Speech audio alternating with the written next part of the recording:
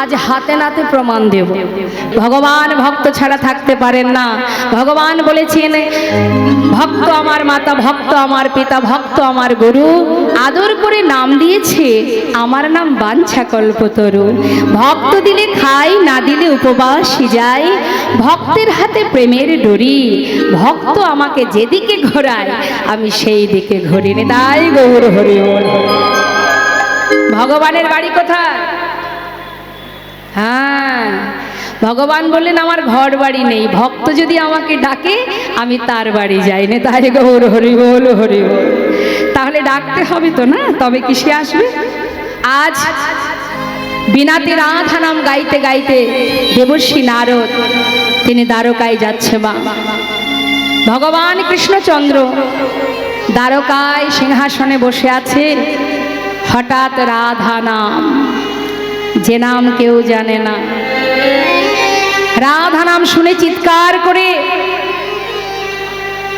গোবিন্দ সিংহাসন থেকে নেমে ছুটতে ছুটতে আর আসছে, আর বলছে, ওরে কে শোনালো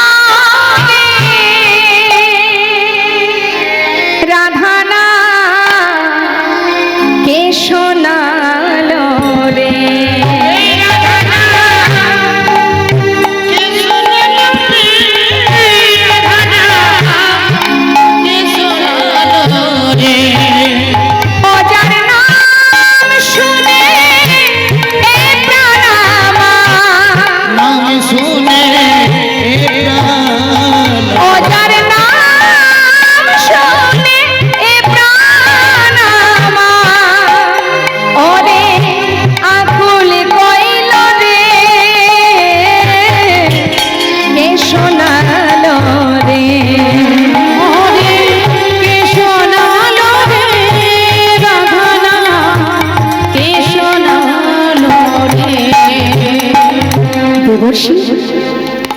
দেবর্ষি তুমি এসেছো? তোমাকে দেখে মনে হচ্ছে তুমি নিশ্চয়ই বৃন্দাবন থেকে এসেছো। দেবর্ষি, বৃন্দাবনবাসী কেমন আছে? আমার সখাগণ, আমার মাতা পিতা, তারা সবাই কুশলে আছে তো? দেবর্ষি নারদ বলছে, মহারাজ, হে রাজন, তারা কেমন আছে সে তো পরের কথা। আজ আমি বড় সাধ করে এলাম যে মহারাজ তুমি কেমন আছো সেটা দেখতে। আমি, হ্যাঁ মহারাজ, আর কত কাঁদাবে সবাইকে? প্রত্যেকের চোখের জল তোমার জীবনের অভিশাপ হয়ে দাঁড়াচ্ছে। আর কত অভিশাপ নেবে? মনে করে দেখো সেই কুরুক্ষেত্রের কথা, ভেবে দেখো মাতা গান্ধারীর কথা, কত মাকে কাঁদিয়েছো তুমি, সবার অভিশাপ যে তোমার মাথায়।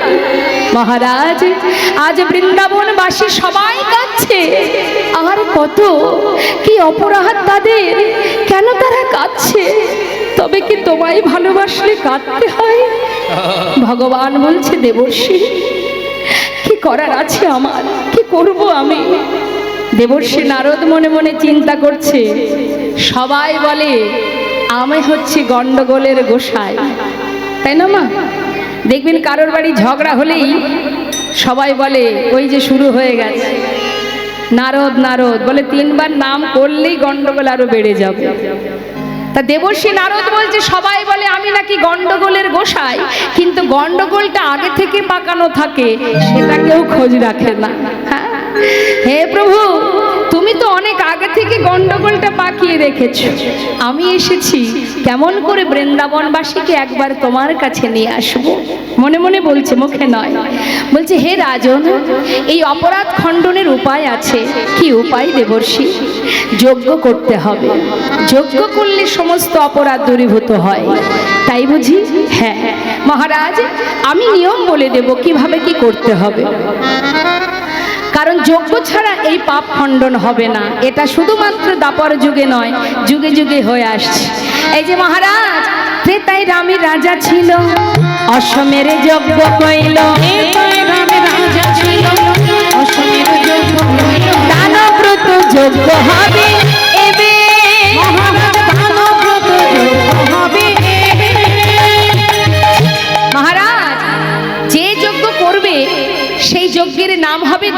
দানব্রত যজ্ঞ। দান ধ্যান করলে কি হয়? পাপ খণ্ডন হয়ে যায়। মহারাজ, এই যজ্ঞের নিয়ম আছে, দানব্রত যজ্ঞের নিয়ম। কি নিয়ম? শিখিয়ে দিচ্ছে দেবর্ষি নারদ। কি? যে জন যা চাইবে হাসি মুখে দিতে হবে, যে জন যা চাইবে হাসি মুখে দিতে হবে, দান করিবে হাসি মুখে, দান করিবে হাসি মুখে। প্রত্যেকে যা চাইবে হাসি মুখে দিতে হবে। দান করার সময় যদি মনটা খারাপ লাগে, হ্যাঁ, মনে মনে কষ্ট হয়, হবে না। আমরাও তো অনেক দান ধ্যান করি, তো দানের নিয়ম আছে মা। দান তুমি করার সময় যদি তোমার মনের ভিতরে একটু রাগ হয়, তাহলে সেই দান বৃথা। দান করতে হবে, কিন্তু হাসি মুখে দান করতে হবে, ঠিক আছে? কৃপণতা করা যাবে না। আর কি আরো নিয়ম আছে। দান দিতে দিতে যদি তোমার সব ফুরিয়ে যায় মহারাজ, তারপরে আরো নিয়ম আছে। অনেক সময় দান করার পরে অহংকার আসে আমাদের। এই মনে করুন 500 বস্ত্র দান করলাম, কি 5000 বস্ত্র দান করলাম, কি অন্ন দান করলাম, অনেক টাকা ডোনেশন করলাম, করার পরে আমাদের ভিতরে অহংকার জন্মায় না? আমি এই দিয়েছি, ওই দিয়েছি, তাই দিয়েছি, তাই না? অহংকার আসে। তাই বলছে মহারাজ, দান করার পরে যদি অহংকার আসে, তারও একটা উপায় আছে। এই অহংকার চূর্ণ হবে কিভাবে? সব শেষে দান দিয়া, ভিক্ষার ঝুলি কাঁধে লইয়া, শেষে দান দিয়া, ভিক্ষার ঝুলি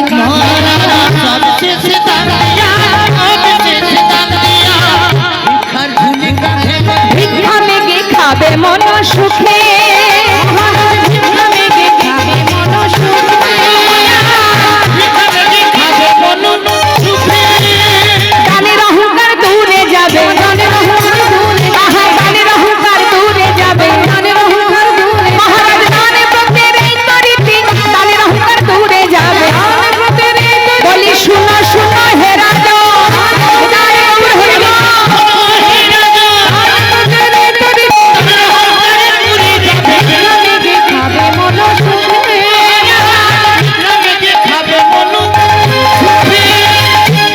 নারদের কথা শুনি কহে দেব চিন্তামণি, নারদের কথা শুনি কহে দেব চিন্তামণি, নিমন্ত্রণের ভার কে বালবে, ওই নিমন্ত্রণের ভার কে বালবে। মহাজন বলছেন, কি বলছেন? তাহা শুনি মোহন কয় চিন্তা কেন দয়াময়, শুনি মোহন কয় চিন্তা কেন দয়াময়, দেবর্ষির ভার দাও দেবে,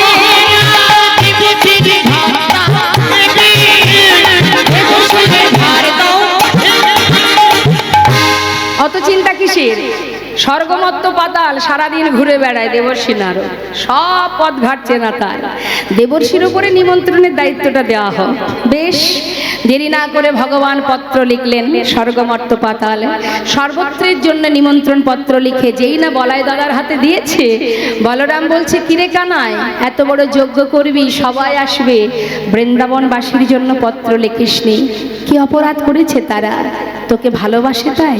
হ্যাঁ রে ভাই, তারা যদি এখানে না আসবে, আমিও তো সেই বৃন্দাবনবাসী, তাহলে তোর যজ্ঞে আমিও থাকবো না।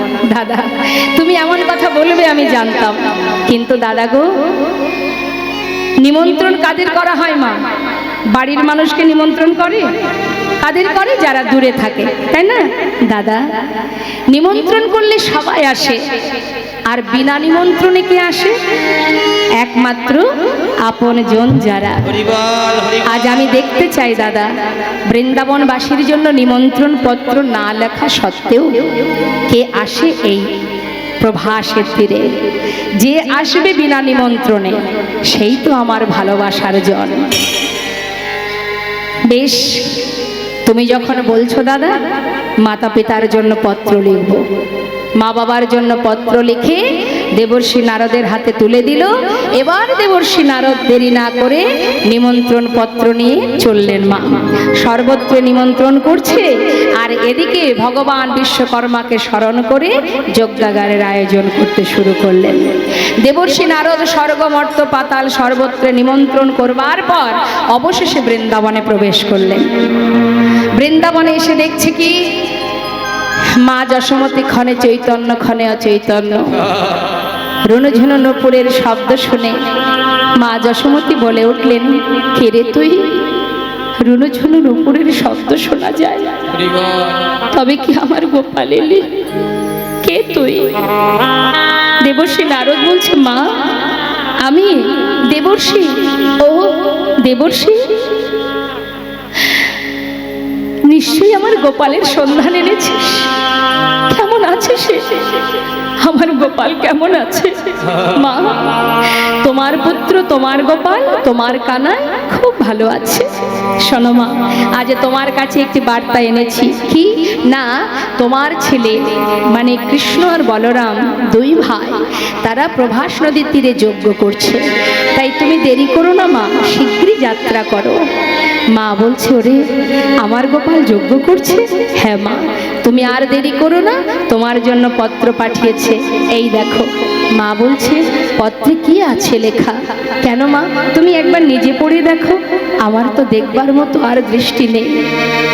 নয়নের মণি যদি হারিয়ে যায়, সেই নয়নে কি আর কিছু দেখা যায় রে? মা, তোমার গোপালের লেখা পত্র তোমার নয়নে স্পর্শ করো, নিশ্চয়ই তুমি দৃষ্টি ফিরে পাবে। মা সেই পত্রটি বুকের মধ্যে জড়িয়ে ধরে মনের আনন্দে খুশি মনে এবার তিনি যাবেন বলে রওনা হবেন, যাত্রা করবেন বলে তার জন্য ব্যবস্থা করছে। আর এদিকে শ্রীমতী রাধারানী ক্ষণে চৈতন্য ক্ষণে অচৈতন্য, প্রাণনাথ প্রাণনাথ বলে কাঁদছে। আর এদিকে ললিতা বিশাখা চিৎকার করে ডাকছে,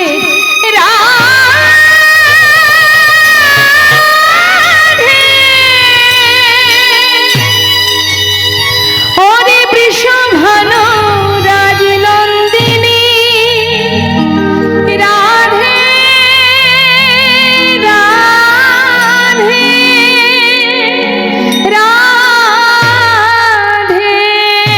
রাধে রাধে রাধে। ওঠ রায়, শিগগিরই ওঠ। ওই দেখ দেবর্ষি এসেছে দ্বারকা থেকে। তোর বধূ কেমন আছে একবার চল জেনে আসি, শিগগিরই ওঠ। রাধারানীকে তুলে নিয়ে দেবর্ষি নারদের কাছে এসে দাঁড়িয়েছে। দেবর্ষি, আমার বধূ কেমন আছে? ভালো আছে। শান্ত হও তোমরা, তোমাদের সবার কাছে শুভ খবর দিচ্ছি, শুনে রাখো। প্রভাসেতে যজ্ঞ করে কৃষ্ণ বলরাম, প্রভাসেতে যজ্ঞ করে কৃষ্ণ বলরাম, সেই যজ্ঞের সংবাদ দিতে আমি নারদ যে এলাম। যাও যাও প্রভাসের তীরে যাও, তোমরা যাও যাও প্রভাসের তীরে যাও, না না আর বিলম্ব করো না গো, যাও যাও প্রভাসের তীরে যাও, আর বিলম্ব করো না গো, যাও যাও প্রভাসের তীরে যাও। সংবাদ দিতে যেই না বার্তা পেয়েছে গোবিন্দ, আহা রাধারানী গোবিন্দ দর্শনে যাওয়ার জন্য রাধারানী নিজেকে এবার সুন্দর করে সাজিয়ে সখী বেষ্টিত হয়ে মনে মনে স্থির করলেন, যে দেশে আমার বধূ নেই আমি আর সে দেশে থাকবো না।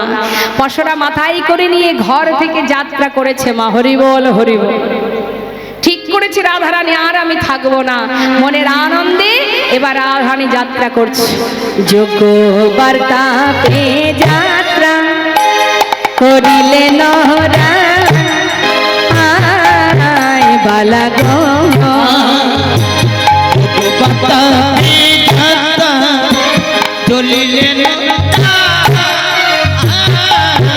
বালা গো, সখী গান সঙ্গে চলে সহিত বড়া, সখী গান সঙ্গে চলে সহিত বড়া, সখী গান সঙ্গে চলে সহিত বড়া,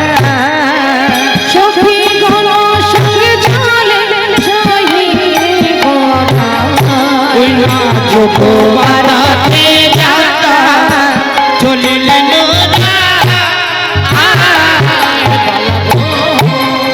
যেই না যাত্রা করেছে বাইরে পার রেখেছে, কোথায় ছিল কালস্য কুটিলা ননদের। কি গো মা, ননদিনী কি শুধু বৃন্দাবনে আছে? কুটিলা কি শুধু বৃন্দাবনেই পাওয়া যায়? কি মনে হয় আপনাদের? কুটিলা সব জায়গাতেই আছে, শুধু যে বৃন্দাবনে আছে তা না, কিন্তু এখানে নেই, সব ভালো। কুটিলমতি যার হয় সেই তো কুটিলা। অন্যের ভালো সহ্য করতে পারে না, কারোর ভালো দেখলেই রাগ হয়ে যায়, তাই তো? তার মুখ দেখলে চিনতে পারবেন, যারা কুট প্রকৃতির মনোভাব যাদের হবে, মুখ দেখলে চেনা যায়। তেমন মুখ নেই কুটিলা, সে লম্পে ঝম্পে একেবারে বইয়ের সামনে আইব এমন করে সেজে গুজে কোথায় যাওয়া হচ্ছে শুনি? অসতী কলঙ্কিনী দ্বিচারিণী, নিজের স্বামী ছেড়ে পরপুরুষের কাছে যাওয়া। ছি ছি ছি ছি, লাজের মাথা খেয়েছিস তুই? কিরে যাচ্ছিস কোথায়? রাধারানী কোনো উত্তর দিচ্ছে না। দেখবেন বাবা, আপনি যদি কারোর সঙ্গে, কেউ যদি আপনার সঙ্গে ঝগড়া করতে চায়, সে যদি একভাবে কথা বলে, আপনি যদি কোনো উত্তর না করেন, বারবার বলতে বলতে সে কিন্তু আরো রেগে যাবে, কারণ উত্তর পাচ্ছে না তো, সে আরো রাগ হবে। এখন কুটিলার অবস্থা তাই হয়েছে, এত কথা বলছে রাধারানীকে। ছি ছি ছি ছি ছি, বউ তো লজ্জা শরম নেই? দাদার কোলে কালি দিয়ে স্বামীকে ফেলে পরপুরুষের অসতী দ্বিচারিণী। রাধারানী কোনো কথাই বলছে না। কিরে, আমার কথা কানে যাচ্ছে না? উত্তর দে। তখন কুটিলা কহে, কুটিলে ওই রাখালেতে মন সপিয়ে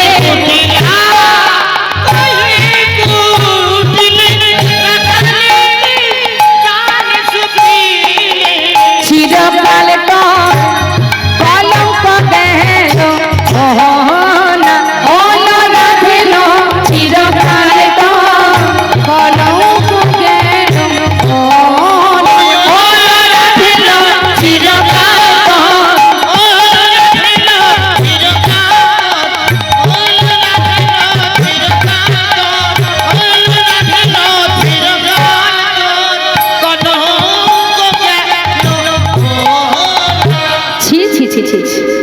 কলঙ্ক হয়েছে তোর। আরে ছিরে বউ, উত্তরটা দিয়ে যাচ্ছিস কোথায়? ওই কেলে ছোড়ার কাছে। শোন কলঙ্কিনী অসতী, এইখানে দাঁড়িয়ে থাক, আমি চললাম দাদার কাছে। প্রতিদিন দাদাকে ছেড়ে তার কাছে যাওয়া যাবি না কোথাও, এইখানে দাঁড়িয়ে থাকবি। শ্রীমতী রাধারানী বলে, ননদিনী তোমার ভয় নেই, তুমি তোমার দাদাকে ডেকে নিয়ে এসো, আমি এখানেই দাঁড়িয়ে আছি। যেই না আয়ানের কাছে গেছে মা, এখন আয়ান তো মায়ের পূজায় ব্যস্ত থাকে সর্বদাই। কুটিলা গিয়ে উপস্থিত। দাদা, ও দাদা, সারাদিন করোটা কি শুনি? শান্তি করে মায়ের পূজাটাও করতে দিবি না নাকি? হ্যাঁ, কি হয়েছে বল? সারাদিন মায়ের পূজা নিয়ে থাকবে, আর তোমার বউটা তোমার কুলে কালি দিয়ে কখন কোথায় যায়, বলি সেদিকে কি একটু লক্ষ্য রাখবে না? বৌদির নিন্দামন্দ করাই তো তোর কাজ। জানি তো, আমি বললেই তোমার রাগ হয়। হ্যাঁ, কি জানি বাবা, ওই বউটা নিশ্চয়ই কোনো শিকড় পাকড় খাওয়িয়েছে, বশ করে রেখেছে। বউয়ের কথায় ওঠো আর বসো, আজ তো আমার কথা মানতেই হবে। দাঁড় করিয়ে রেখেছি পথের ধারে তোমার বউকে, হাতে নাতে প্রমাণ দেব। শোনো, তোমার বউ তোমাকে ছেড়ে তোমার কুলে কালি দিয়ে ওই যাচ্ছি সেই কেলে ছোড়ার কাছে। পারবো মানে? দাঁড় করিয়ে রেখেছি, তাড়াতাড়ি চলো। হ্যাঁ দেখবে, চলো। আয়ান বলছে, তবে দাঁড়া কুটিলা, যদি ব্যাপারটা সত্যি হয়, ওই বউকে আর আমি বাঁচিয়ে রাখবো না, মায়ের চরণে বলি দিয়ে ঘরে ঢুকবো। আর যদি দেখি কথাটা মিথ্যা, এই যে তুই প্রতিদিন আমাকে জ্বালাস, তোকেই আর পৃথিবীতে রাখবো না। বেশ তাই হবে দাদা। এবার কি করেছি, কুটিলার কথা মতো এবার আয়ান মায়ের হাত থেকে ওষিটা নিয়েছে। ক্রোধেতে আয়ান হয়ে কম্পমান, আয়ান হয়ে কম্পমান, ওষি তুলে নিল হাতে।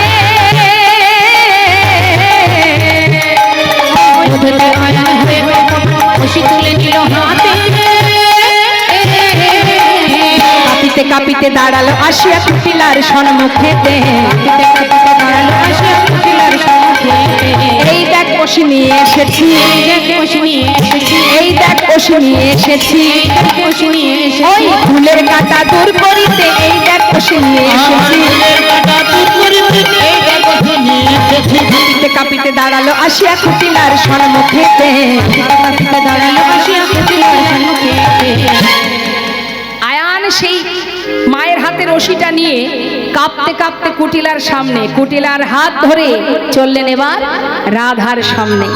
রাধানের সম্মুখে এসে যেই না দাঁড়িয়েছে, রাধানীকে দর্শন করে আয়ান বলে উঠলেন, ছি ছি ছি ছি, নিজপতি তেজি পরপতি ভোজি, নিজপতি তেজি পরপতি ভোজি, নিজপতি তেজি পরপতি ভোজি, নিজপতি তেজি পরপতি ভোজি, মজুরি রাখালো সনে,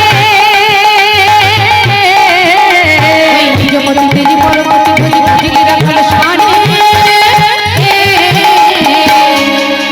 তোর হলো পূর্ণকাল ঘুচাবো জঞ্জালে ছিল তোর কপালে,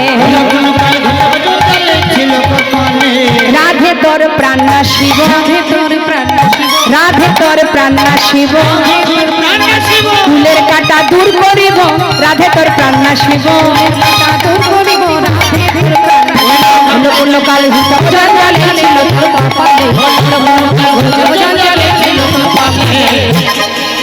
যেই না রাধানীকে প্রাণে মারবে বলে ওষিটা তুলেছে মা, শ্রীমতী রাধানী মনে মনে ভাবলেন এই উপযুক্ত সময় আয়ানকে পুরবের কথা স্মরণ করানো। দেরি না করে মা যোগমায়াকে স্মরণ করে, মা যোগমায়ার কৃপায় লীলার সহায়কারিণী পৌর্ণমাসী মা যোগমায়া, যিনি সদা সর্বদার লীলার সহায়তা করেন, সেই মা যোগমায়া রাধানীর মধ্যে প্রবেশ করে কালী মূরতি হয়ে দাঁড়ালেন আমার প্রেমময়ী রাধারানী। যেই না কালী মূরতি হয়ে দাঁড়িয়েছে রাধারানী, আয়ান রাধানীকে দর্শন করে ঠক ঠক করে কাঁপছে, বলছে দেখো দেখো নবকদম্বিনী যিনি রসের পরিপাটি, নবকদম্বিনী যিনি রসের পরিপাটি, নীল শাড়ি খসাইয়া পরায় অরুন্ধতী, নীল শাড়ি খসাইয়া পরায় অরুন্ধতী, কালী মূরতি হয়ে রায় দাঁড়াইল, ছুটে গিয়ে রাধা রানীর চরণ ধরিল, হরিবল হরিবল ধরিল, ক্ষমা করো রায়, ক্ষমা করো রায়, বলে ক্ষমা করো রায়, ক্ষমা করো রায়, তোমার ওই চরণের অপরাধী ক্ষমা করো রায়, আহা ছুটে গিয়ে রাধা রানীর চরণ ধরিল, ছুটে গিয়ে রাধা রানীর চরণ ধরিল, ছুটে গিয়ে রাধা রানীর চরণে ধরিল, চরণে ধরিল। আয়ানের হলো চৈতন্য, বলে শ্রীমতী তুমি ধন্য, ভ্রান্তে চিনতে না পেরে বলেছি কত কুবচন,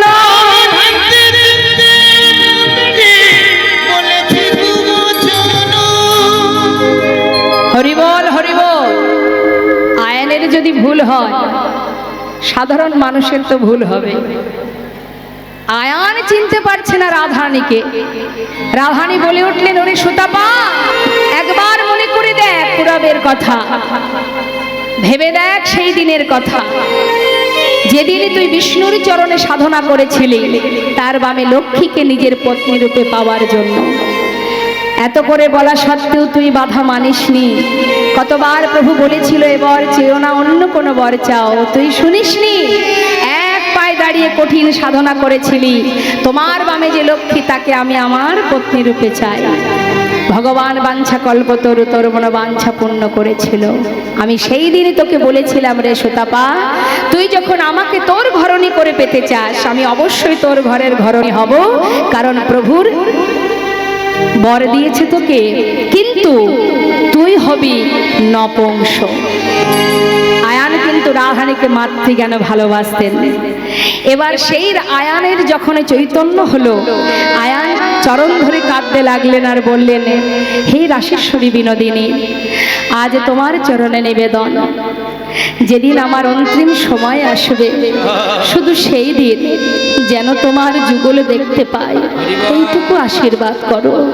কুটিলা জটিলা দুজনে রাধানের কাছে চাইলেন, ওরে বউ, এতদিন তোকে ঘরে বেঁধে রেখেছিলাম ঘরে যুগল দর্শন পাবো বলে, কিন্তু ভাগ্যে হলো না, তাই অন্তিম কালে যেন তোদের যুগল দেখতে পাই। সবার কাছ থেকে বিদায় নিয়ে রাধারানী শোকে বেষ্টিত হয়ে এসে পৌঁছালেন দ্বারকায়। সব শেষে এলো বৃন্দাবনবাসী। স্বর্গমত্ত পাতাল খবর পেয়েছে আগে, তারা কিন্তু আগে এসেছে মা।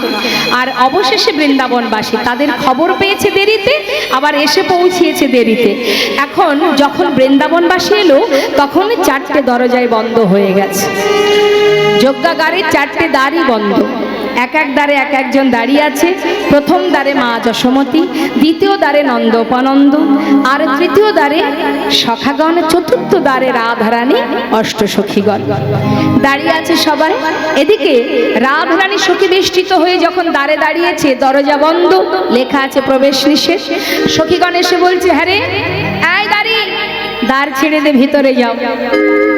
দাঁড়ি বলছে, এইভাবে তো যাওয়া যাবে না, যজ্ঞ শুরু হয়ে গেছে, আর এই দেশে যাওয়া যাবে না, গঙ্গা থেকে স্নান করে এসো, শুদ্ধ বসন পরে এসো, তারপরে ভেতরে যাওয়া হবে। তখন সখীরা মৃদু হেসে বললেন, ওরে দাঁড়ি রে, যেতে বলিস গঙ্গা স্নানে, শুনে হাসি পায়, ওরে যার চরণে গঙ্গার উদ্ভব, সে ধরে আমাদের রাধার পা।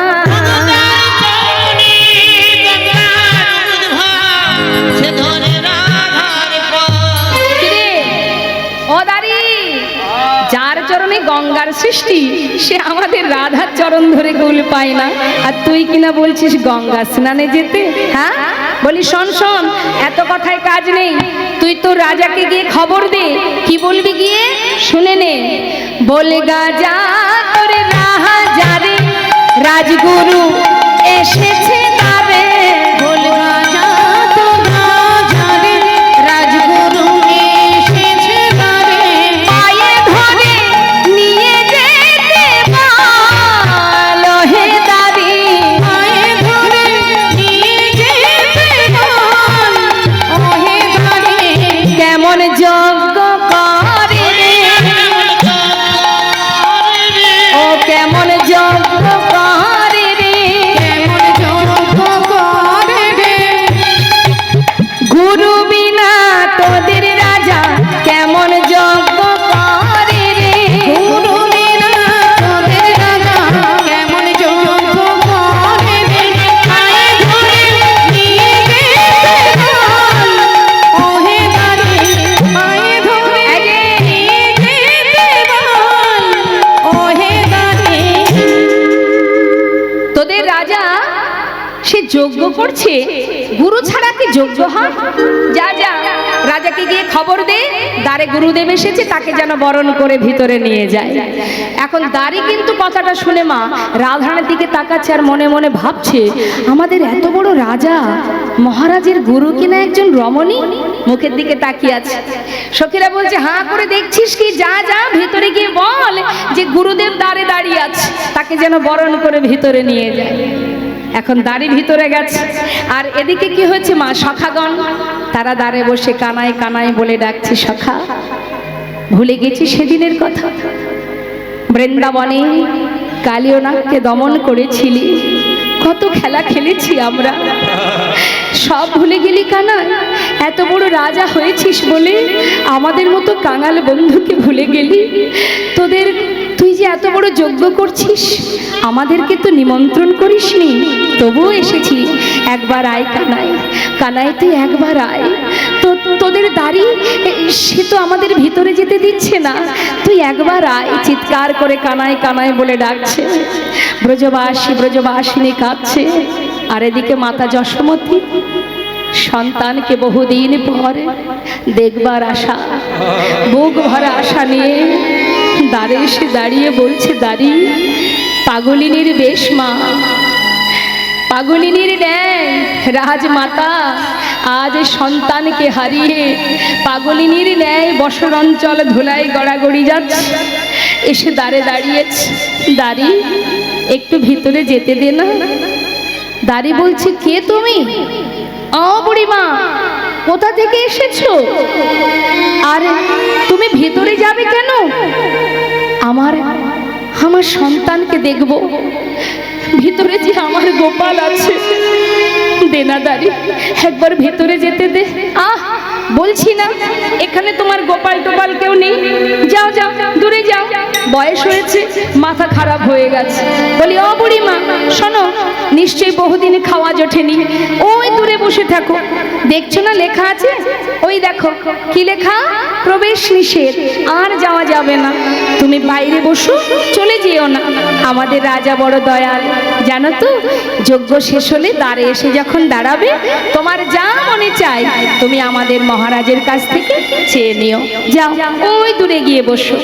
দাঁড়িয়ে একটি মায়ের কাছে সব থেকে মূল্যবান সম্পদ হলো সন্তান। আমার কিছুরই অভাব নেই রে, শুধু অভাব আমার সন্তানের। কতদিন হয়েছে আমি ওকে দেখিনি, দে না একবার আমায় ভিতরে যেতে দে, ওর জন্য ননি এনেছি, কতদিন ননি খাইনি, দে না রে একবার যেতে দে। আহ, কেন বারবার বিরক্ত করছো? শোনো বুড়িমা, এত গোল করো না, যাও বলছি দূরে গিয়ে বসো। কথা না শুনলে এই যে হাতে কি আছে দেখছো, চাবুক দিয়ে কিন্তু আঘাত করব। মা বলছে দাঁড়িয়ে রে, কতক্ষণ আর বাঁচবো জানি না, এত পথ হেঁটে এলাম, একটি বাড়ি তো দেখতে পাবো না। তোদের যে রাজা, সে যে আমার সন্তান, আমার গোপাল। দাঁড়ি মৃদু হাসছে মা, মৃদু হাসছে আর বলছে, আরে আমাদের রাজা নাকি এই পাগলি, এই পাগলিনী, এই কাঙালিনী তার সন্তান। আরে রাজার মা তো রাজমাতা হবে, এই পাগলিনী কেন হতে যাবে? যাও যাও যাও যাও, ওই দূরে গিয়ে বসো।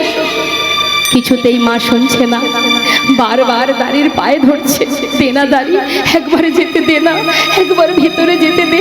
এ তো কোনো কথা শুনছে না, চাবুক বাহির করে আঘাত করতে যায়, শুরু করছে আঘাত, মারছে মায়ের অঙ্গে।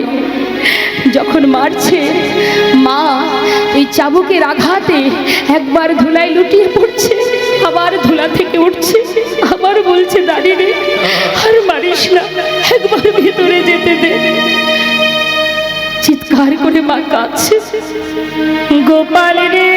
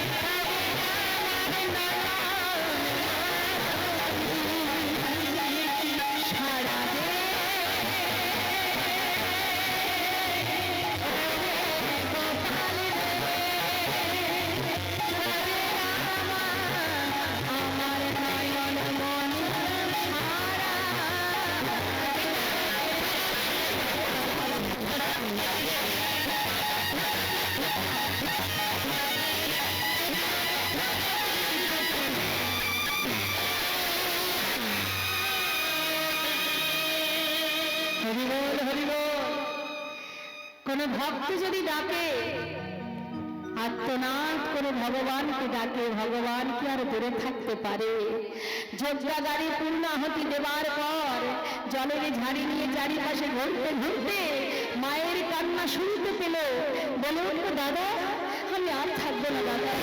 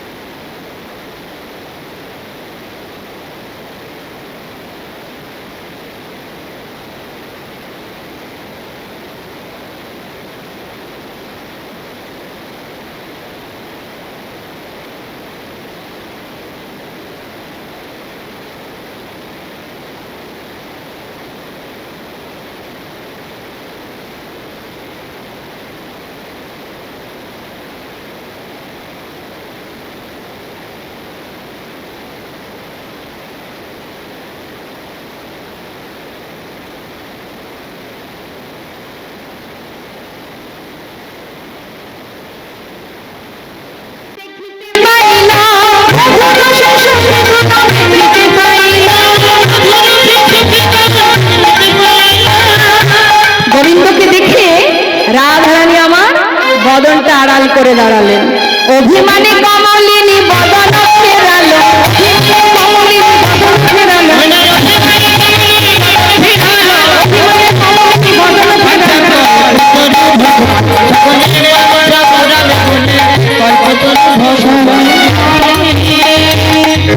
আয় রাধে, যার অপেক্ষায় এলি সে যখন তোর কাছে এসেছে, তাহলে তুই এমন করে মুখটা ঘোরালি কেন? কিরে, নে নে একবার বধূর দিকে তাকা, বধূর বাম পাশে দাঁড়া। শ্রীমতী রাধারানী বলেছি, সখী রে, আমি তো কোনো রাজাকে ভালোবাসি, ওকে চলে যেতে বল। আমি ভালোবেসেছি এক রাখালকে, আমি ওকে চিনি না, চলে যেতে বল। যেই না বলেছে, গোবিন্দ বুঝতে পেরেছেন যে রাধারানী রাজবেশ চাই না, তাই রাধারানীর কথা মতো রাজবেশ খুলে রেখে তাড়াতাড়ি রাখালের বেশ পরিধান করে গোবিন্দ ছুটে এসে রাধারানীর মান ভাঙাচ্ছে। মা কেমন করে? তরাতরি করে ধরে বসাইল বামে, বসাইল বামে, নিজ বসনে মুছাইল রায় মাথা ঘামে, মুছাইল রায় মাথা ঘামে, মুছাইল রায় মাথা ঘামে।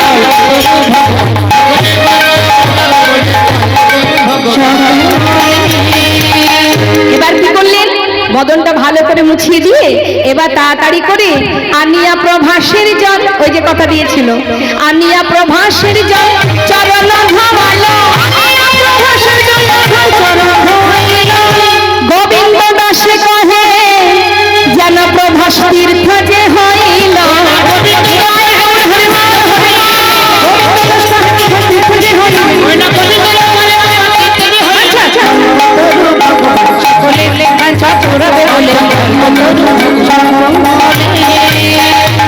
সখীরা তাড়াতাড়ি করে একটি মালা গেঁথে রাধার হাতে দিয়ে বলছে, নে নে, আর দেরি করিস না, মালাটা বধূর গলায় পরিয়ে দে। এবার রাধারানী কি করলেন? তাড়াতাড়ি করে মালা পরাচ্ছে। মা আনিয়া মালতীর মালা রায়ের করে দিল, বধূর গলায় পরাইয়া বামে দাঁড়াইল। হরি বল, হরি বল, রায় বল, হরি বল।